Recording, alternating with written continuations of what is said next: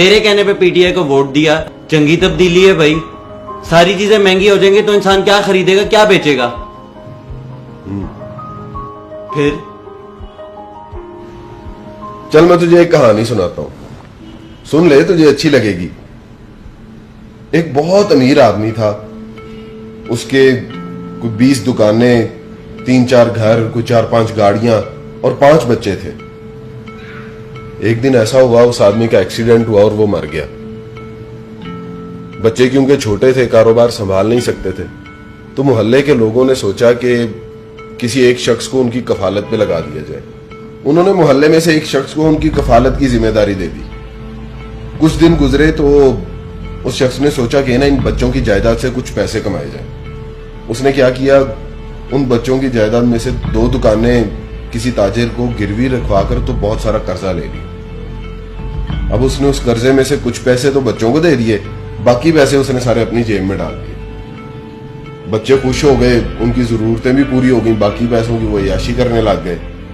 इसी तरह उस शख्स ने उन बच्चों की सारी जायदाद थोड़ी थोड़ी करके मुख्तलिफ ताजरों को दी और बहुत सारा कर्जा ले लिया और उनका कोई मुकम्मल जराए आमदन भी नहीं बनाया।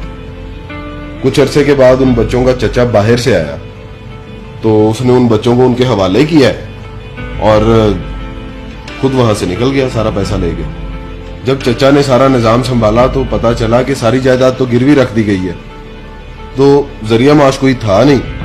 चचा को फिर मजबूरन कर्जा लेना पड़ा और बच्चों को दुकानों पर बिठाया ताकि वो कारोबार भी संभाल सके और जरिया माश भी बन सके और उन बच्चों का मुस्तकबिल महफूज हो जाए। अब खुद सोचो कि जब बच्चों के वो फजूल अखराजात बंद हो गए, उनको वो जिस तरह से पैसे आ रहे थे वो भी ना मिले, तो उन बच्चों ने अपने चचा को क्या कहा होगा?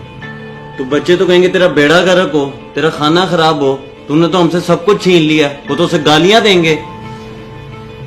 यही इमरान खान के साथ हो रहा है। देखो, चीजों की कीमतें जरूर बढ़ रही हैं, हालात भी बहुत मुश्किल हो रहे हैं, लेकिन किसी को बुरा भला कहने से और गालियां देने से हकीकत बदल नहीं सकती। और हकीकत यही है कि ये हालात पिछली हुकूमतों की वजह से ही पैदा हुए हैं। ये हुकूमत इस मुल्क के लिए वो फैसले कर रही है जो मुश्किल ही नहीं बल्कि बहुत नागुज़िर हो चुके हैं।